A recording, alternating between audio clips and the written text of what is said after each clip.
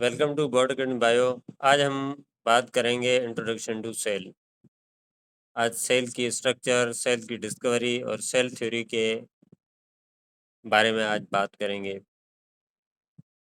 ये जो video lecture है ये जो 9th के बच्चे हैं, मैट्रिकुलेशन के बच्चे हैं या फर्स्ट इंटर एमडी की एनसीईआरटी की किसी भी टेस्ट की प्रिपरेशन कर रहे हैं या वो कैंडिडेट्स जो बेसिक बायोलॉजी सीखना चाहते हैं, सेल के बारे में जानना चाहते हैं, तो उनके लिए ये बहुत ज़बरदस्त रहेगा। चलो शुरू करते हैं। The cell the cell is the fundamental unit of life. Cell life का, लिविंग थिंग्स का फंडामेंटल यूनिट है। Cell was first discovered by Robert Hooke. Cell की जो पहली डिस्कवरी है वो किसने की थी? रॉबर्ट हुक ने की थी इन 1665, 1665 में। उसके बाद 1674 में एंटोन वॉन लियोन बायोलॉजिस्ट थे। He discovered, with the help of developed microscope, he discovered the free living cell in pond water. उसके बाद एंटन वॉन लियोन को 1674 में उन्होंने एक डेवलप्ड जो रॉबर्ट हुक की माइक्रोस्कोप थी उससे कुछ बेहतर माइक्रोस्कोप थी, उसके मदद से उन्होंने सेल की डिस्कवरी की। लेकिन ये सेल था वो लिविंग सेल था। अब कभी कभार ये पूछा जाता है the who discovered cell for first time, तो उसका सही ऑप्शन है कि Robert Hooke discovered the cell for first time in 1665। लेकिन कभी कभार पूछा जाता है who discovered the cell first time as living cell, तो उसका सही जवाब जो होगा वो होगा एंटोन वॉन लियोनहुक, अगर लिविंग सेल की बात कर रहा है तो 1674 में। अच्छा, कभी कभार पूछा जाता है कि जो रॉबर्ट हुक ने फर्स्ट ऑफ ऑल जो सेल की डिस्कवरी की थी वो सेल कौन सा था? लिविंग था, डेड था, क्या था? तो उसका सही जवाब है कि वो सेल जो था वो डेड था, वो डेड सेल था। उसके बाद in 1831 Robert Brown had discovered the nucleus in the cell. 1831 में रॉबर्ट ब्राउन ने जो सेल के अंदर न्यूक्लियस डिस्कवर किया। In 1839 Purkinje use the term protoplasm for the fluid substance found in the cell. 1839 में 1839 में परकनजी एक बायोलॉजिस्ट थे, उन्होंने प्रोटोप्लाज्म की डिस्कवरी की। और 1831 में न्यूक्लियस की जो डिस्कवरी है वो किसने की? रॉबर्ट ब्राउन ने। और परकनजी ने 1839 में प्रोटोप्लाज्म की डिस्कवरी की। The cell theory was proposed by Schleiden 1838 and Schwann 1839।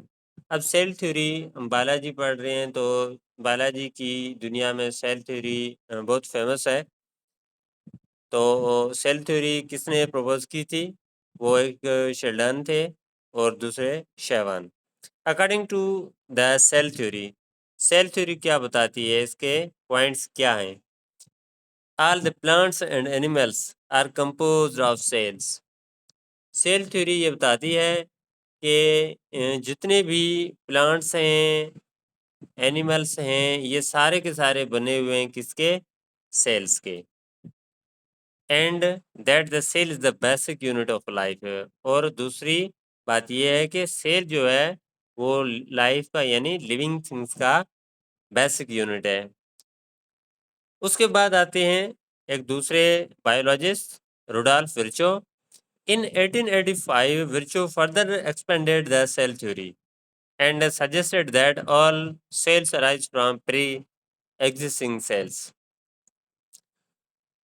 कुछ साल बाद एक दूसरे बायोलॉजिस्ट आते हैं, रुडोल्फ विर्चो। इन्होंने 1855 में तीसरी पॉइंट जो है वो सेल थ्योरी में ऐड की। उन्होंने कहा कि ये जो मौजूदा सेल्स हैं ये कहाँ से आते हैं? प्री एग्जिस्टिंग सेल से, यानी old cells divide to generate और फॉर्म द न्यू सेल्स। इन्होंने ये थर्ड पॉइंट ऐड की थी। इन 1940 the discovery of electron microscope made possible to observe and understand the complex structure of the cell। और उसके बाद 1940 तक जो माइक्रोस्कोप है उसकी बहुत डेवलपमेंट हुई और अच्छे से अच्छे माइक्रोस्कोप आए। उसके बाद सेल की स्ट्रक्चर वगैरह कंपोजिशन है उनके बारे में बहुत ज़बरदस्त स्टडी की गई, मुताला किया गया। तो ये ऑल अबाउट था सेल के बारे में। अब आगे सेल के बेसिकली दो टाइप्स हैं, एक है प्रोकैरियोटिक सेल और दूसरा है यूकैरियोटिक सेल। प्रोकैरियोटिक सेल वो सेल है जिसमें कोई प्रॉपर और कंप्लीट न्यूक्लियस इज एब्सेंट, जिसमें प्रॉपर या कंप्लीट न्यूक्लियस जो है वो मौजूद नहीं है। क्योंकि प्रोकैरियोटिक सेल में कंप्लीट न्यूक्लियस इस वजह से नहीं है कि उसमें न्यूक्लियर मेम्ब्रेन नहीं है, लेकिन न्यूक्लियर मटेरियल जो है वो प्रोकैरियोटिक सेल में कहीं ना कहीं मौजूद होता है, लेकिन प्रॉपर न्यूक्लियस और कंप्लीट न्यूक्लियस जैसा कि यूकैरियोटिक सेल में होता है ऐसा नहीं होता। इसकी वजह ये है कि उसमें न्यूक्लियर मेम्ब्रेन नहीं होती। अच्छा, उसके बाद प्रोकैरियोटिक सेल्स जो हैं वो कौन से जानदारों में यानी लिविंग ऑर्गन्स में पाए जाती हैं, तो वो बैक्टीरिया और साइनोबैक्टीरिया में प्रोकैरियोटिक सेल्स होते हैं। दूसरा टाइप है यूकैरियोटिक सेल। यूकैरियोटिक सेल उसे कहते हैं जिसमें प्रॉपर और कंप्लीट न्यूक्लियस इज प्रेजेंट, जिसमें कंप्लीट न्यूक्लियस जो है, प्रॉपर न्यूक्लियस जो है वो प्रेजेंट होता है और उसकी जो न्यूक्लियर मेम्ब्रेन है वो भी मौजूद होती है। अब यूकैरियोटिक सेल जो है